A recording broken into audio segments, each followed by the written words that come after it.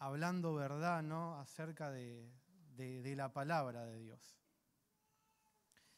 Quería compartirles en esta tarde un mensaje que le puse: el reino de los cielos, ¿no? Vamos a esperar que los chicos se vayan acomodando. Quiero que leamos juntos en Mateo, capítulo 13, versículo 44. Mateo, capítulo 13, versículo 44, dice el Señor: además, el reino de los cielos es semejante a un tesoro escondido en un campo. Cuando alguien encuentra el tesoro, lo esconde de nuevo y muy feliz va y vende todo lo que tiene y compra ese campo, ¿no? Esta parábola es súper conocida, la hemos leído un montón de veces, ¿no? Y yo, antes de entrar, ¿no?, en la parábola en sí, quería hacer una pregunta, ¿no? ¿Qué es el reino de los cielos? Porque hablamos del reino de Dios o reino de los cielos, pero ¿qué es el reino de los cielos? Es en el Evangelio, en los Evangelios, por ejemplo, en Mateo figura unas 30 veces. Dice: reino de los cielos se refiere a dominio real de Dios en la vida del cristiano, ¿no? Habla de soberanía de Dios. El reino de los cielos no es un lugar físico, ¿no?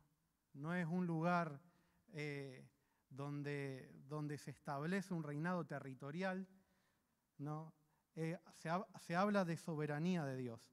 No se refiere a un lugar físico, sino al gobierno o reinado de Dios sobre el mundo, sobre la vida de las personas.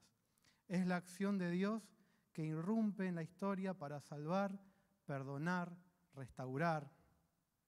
El reino de los cielos, en esta carta que está en Mateo, ¿no?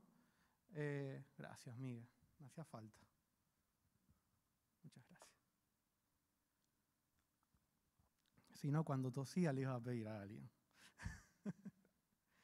En esta carta que está en Mateo, ¿no?, reino de los cielos, lo nombra como reino de los cielos, pero es similar al reino de Dios, ¿no? Como está dirigida hacia el pueblo judío, esta carta nombra el reino de los cielos y no le pone Dios, ¿no? Pero es similar, reino de los cielos, al reino de Dios, que en resumen es el dominio real de Dios en tu vida, en mi vida, en la vida del creyente, ¿no? Y acá en esta parábola dice: el reino de los cielos es semejante a un tesoro escondido en un campo que alguien encuentra, lo esconde de nuevo y muy feliz va, vende todo lo que tiene y compra ese campo. En la antigüedad no había bancos, no había ningún lugar para guardar dinero, ¿no? Entonces, ¿qué pasaba? Era normal que la gente esconda el fruto de su trabajo, su dinero, en un pozo, en un campo. Entonces, un hombre dice que encuentra este tesoro, pero no lo roba, sino que va, vende todo lo que tiene para adquirir ese campo, ¿no? Y cuando la Biblia habla en la versión actual, esto sigue diciendo lo mismo, por más que sea actual, no dice que lo roba. O sea, ¿por qué? Porque el reino de los cielos, no el dominio real de Dios, no se imita, no lo podemos imitar. Podemos hablar como cristiano un día, como cristiano pentecostal otro día, bautista otro día, pero cuando nos pasa algo y se nos salta la locura, es el dominio real de Dios en nosotros. No se puede imitar, no se puede copiar a alguien o robar a alguien, sino es una pequeña cosa que va creciendo, ¿no? Es la vida de Cristo en nosotros que va creciendo hasta poder, como dice la Biblia, vender todo lo que nosotros tenemos. Cuando nosotros tenemos algo y lo vendemos, no lo tenemos más, ¿no? A cambio, tenemos otra cosa. Entonces, este hombre tampoco lo regaló, sino que lo vendió. ¿Por qué? Para adquirir esto que tiene más valor. La vida de Cristo en nosotros tiene más valor de todas las cualidades que pensamos que nosotros podemos llegar a obtener. El dominio real de Dios es semejante a un tesoro escondido en un campo. Cuando alguien lo encuentra el tesoro, lo esconde de nuevo y muy feliz va y vende todo lo que tiene. El dominio real de Dios en la vida de nosotros, de eso se trata el reino de los cielos.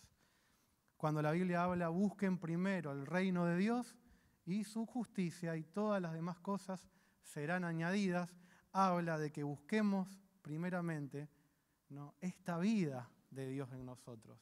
Este reino de Dios que ya vino, que no es un lugar físico, no es un lugar territorial, sino que la geografía de este reino es Cristo. Buscar de este reino, primeramente, después todas las demás cosas. El Señor dice en la Biblia que en Cristo estamos completos en Él. Y su justicia, cuando habla de justicia, habla de voluntad de Dios, ¿no? Busquemos primero que el Señor realmente tenga dominio sobre nuestra vida y su voluntad sobre nosotros. Todas las demás cosas serán añadidas.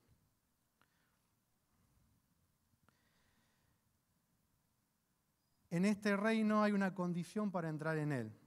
La entrada no se logra por poder, no se logra con riquezas o herencias, sino por medio de la fe, la conversión y obediencia a la voluntad de Dios. No se trata de adquirir, ¿no?, este dominio real de Dios en nuestra vida. No se trata de adquirirlo por dinero, por imitación o por herencia familiar, ¿no? Si bien nacer en un hogar cristiano es una bendición realmente, ¿no?, pero no quiere decir de que no tomemos la decisión de decidirnos por Cristo, de aceptar esta verdad, de decir, Señor, sí, yo creo en vos, creo que vos viniste, que moriste por mí y quiero acceder a todos los beneficios, ¿no?, de esta vida. Y no es por herencia, no es por poder o riqueza. Y quiero que leamos en Mateo capítulo 18.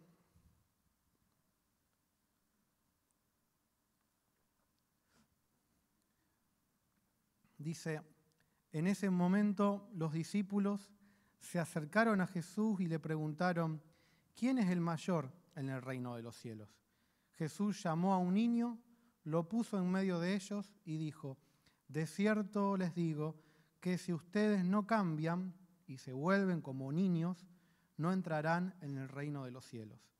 Así que cualquiera que se humilla, como este niño, es el mayor en el reino de los cielos. Y cualquiera que recibe en mi nombre a un niño como este, me recibe a mí. Acá el planteo que le hacen los discípulos, ¿no?, acerca de quién es el mayor en el reino de los cielos. ¿Por qué? Porque pensaban el reino de Dios como en un lugar físico, como en un lugar territorial. Ellos vivían en ese momento bajo el Imperio Romano, que había toda una estructura de menor, de mayor, de gobernantes. Sí, hoy en día también está esa estructura, ¿no?, pero en un reinado, en un territorio, ¿quién es el mayor? ¿Cómo se elige presidente en el reino de los cielos? Y ellos tenían la cabeza puesta en lo terrenal. ¿Cómo se sancionan las leyes en el reino de los cielos? Esa era la pregunta que le hacían. Y el Señor Jesús agarró a un niño, porque en esa época los niños no tenían ninguna autoridad, ¿no? No tenían En estas épocas a los niños les preguntamos todo, ¿no? En esa época no tenían ninguna autoridad, eran niños, ni siquiera se los contaban. Cuando había multiplicación de los alimentos, como dice la Biblia, no se contaban ni a las mujeres ni a los niños. O sea, se contaban a las familias por hombres, por familias. Entonces agarra al más chico de una familia y el Señor los pone de ejemplo. Dice, yo noté, los discípulos estaban pensando en términos humanos, poder, rango, jerarquía. Imaginaban el reino de Dios como gobierno percibido de reinos terrenales, donde algunos mandan y otros obedecen. La acción de Jesús llama a un niño, pone en medio de ellos y lo pone como ejemplo de condición para entrar en él, ¿no? Si ustedes no cambian y se vuelven como niños, no entrarán en el reino de los cielos. Convertirse y actuar como niños no es que un grande haga berrinche como un chico, ¿no? Pues ya los veo algunos, ¿no? Ya me los imagino, algunos haciendo berrinche como chicos. No digo que hay acá, pero por las dudas. No se trata de eso. Se trata de dejar, por ejemplo, el orgullo. Se trata, por ejemplo, de dejar esos enojos interminables, ¿no? Que duran por los siglos de los siglos. Ser como niño es adoptar confianza en Dios. Cuando un niño confía en Dios, no es una cosa menor. El niño confía en Dios, ¿no? El niño cree en Dios y Dios lo escucha. Y Dios es real, es revelado. Ellos creen de una manera inocente, genuina, sana. No está su mente contaminada con ninguna medida terrenal, ¿no? O ninguna medida monetaria, o ninguna medida que nosotros podemos tener, ¿no? Al niño, el niño que cree en Dios, Dios lo usó como ejemplo para acceder al reino de Dios, acceder a ese dominio real de Dios en la vida de cada uno.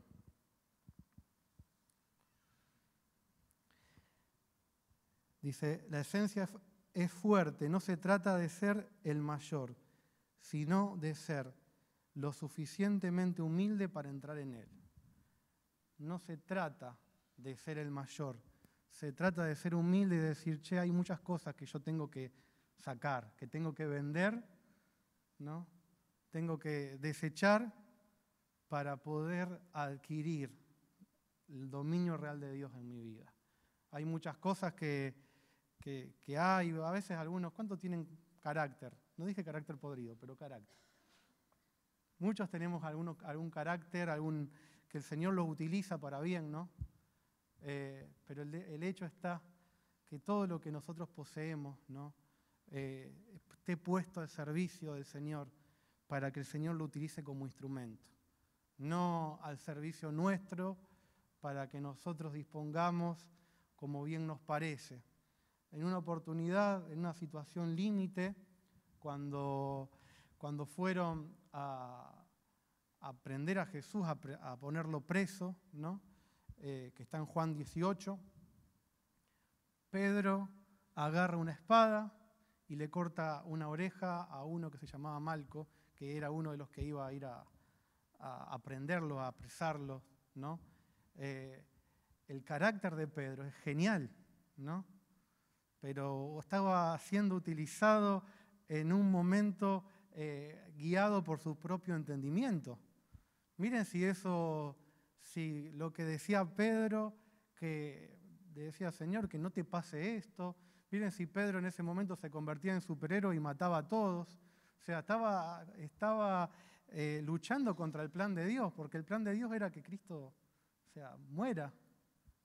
Y después, con el tiempo, ese mismo carácter lo llevó a Pedro para predicar al Señor, para utilizar ese carácter para bien.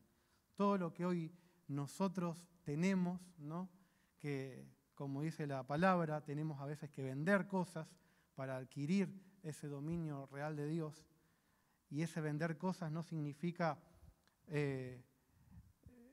imitar o decir tengo que contar hasta 20.000, sino decir, Señor, realmente esto me es difícil, ayúdame.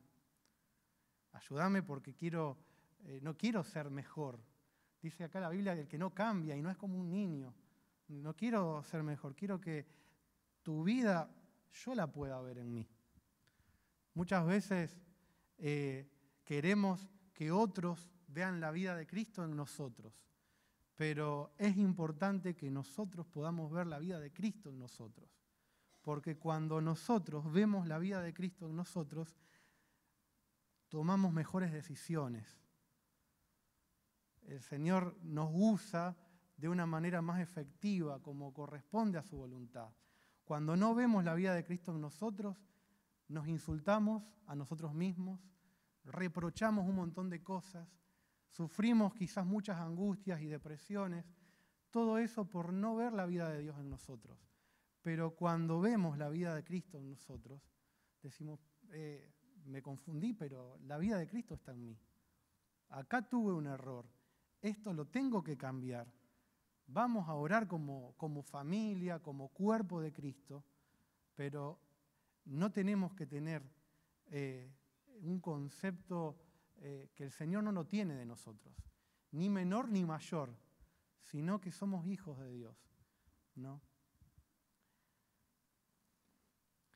La vida de Cristo en nosotros es la que el Señor utiliza para que el mundo crea, ¿no? En Juan capítulo 17 dice, cuando el Señor ora por nosotros, por sus hijos, ¿no?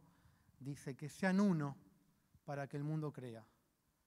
Que sean uno para que el mundo tenga testimonio, para que el mundo crea, ¿no? La condición para que el mundo crea es ser uno.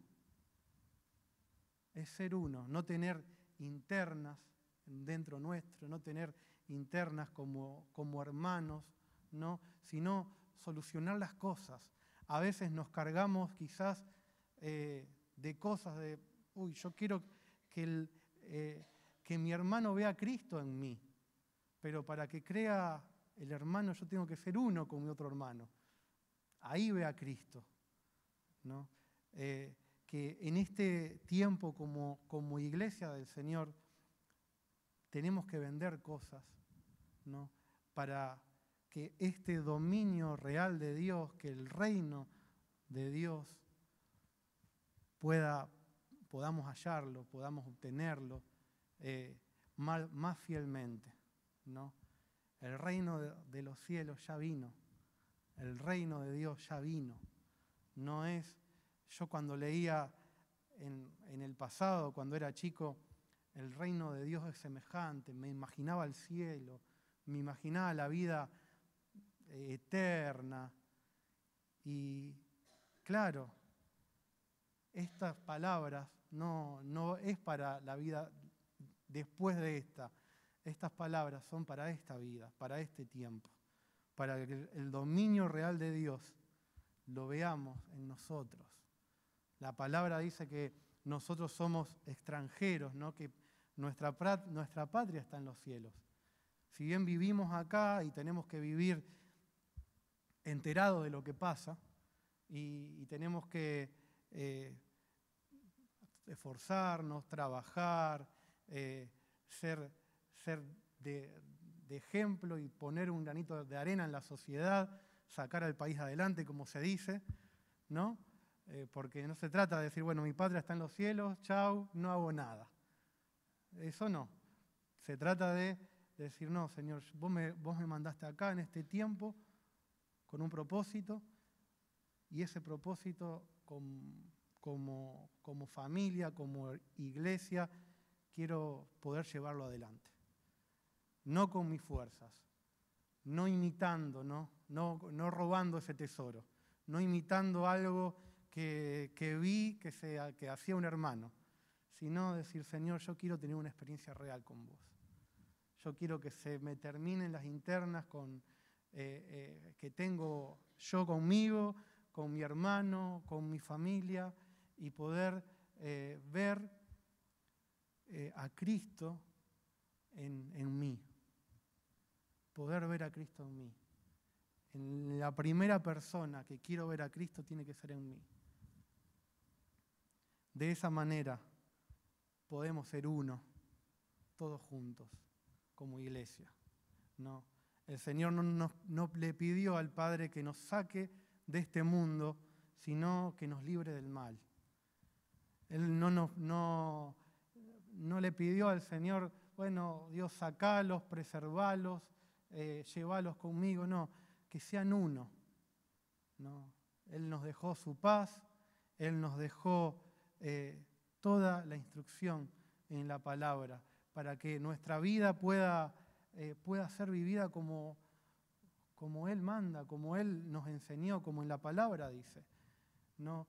Para que un matrimonio, una familia, sea vivida como Dios dice, no como el mundo lo define, como unos amigos que no conocen a Dios lo definen, que los hijos puedan definirse en el Señor, como la palabra, como Dios lo definió, no como este mundo los quiere definir, no como este mundo planea definir la familia, sino con el propósito y con la identidad que el Señor lo definió. De esa forma, ¿no? Teniendo ese dominio real de Dios, como dice la palabra, en nuestra vida, el reino de Dios en nosotros, que lo hizo Cristo posible. Porque Él la Biblia dice, yo soy el camino, la verdad, la vida. Él es la geografía en donde nosotros, donde ese reino puede crecer en nosotros, ¿no? Que podamos meditar en esta verdad, que podamos pedirle al Señor, Señor, mira, todas estas cosas las estoy pasando como familia. Todas estas cosas, estas dificultades, la verdad que llegaron a mi familia, pero quiero que vos las definas como está en tu palabra, como identidad de hijos de Dios. Quiero que definan estas cosas, sin internas, sin diferentes pensamientos o dualidades, sino con un mismo sentir, ¿no? Con el sentir de decir, somos hijos, tenemos errores y vamos a ver la gloria del Padre en esto. Somos hijos y anhelamos que nuestro Padre traiga esa paz en nosotros, ¿no? Que nos guarda, que nos lleva que guarda nuestro corazón, que guarda nuestros pensamientos para que en Él estén seguros. Amén. Oramos, ¿les parece? Ponernos de pie. Señor, te damos gracias. Gracias, Señor, por este tiempo que vos utilizás para hablarnos, para instruirnos, Señor. Padre, te agradecemos, Señor, por tu palabra, por esta verdad, Señor amado. Padre, queremos, Señor amado, verte en nosotros, Señor. Queremos ver a Cristo en nosotros, Señor. Padre, para poder, Señor amado, cada día, Señor, tener más comunión, Señor amado, con vos, Señor, para que cada día podamos conocerte más, Señor, como hijos, Señor, como familia, Señor, como iglesia, te lo pedimos, Señor, en el nombre de Jesús.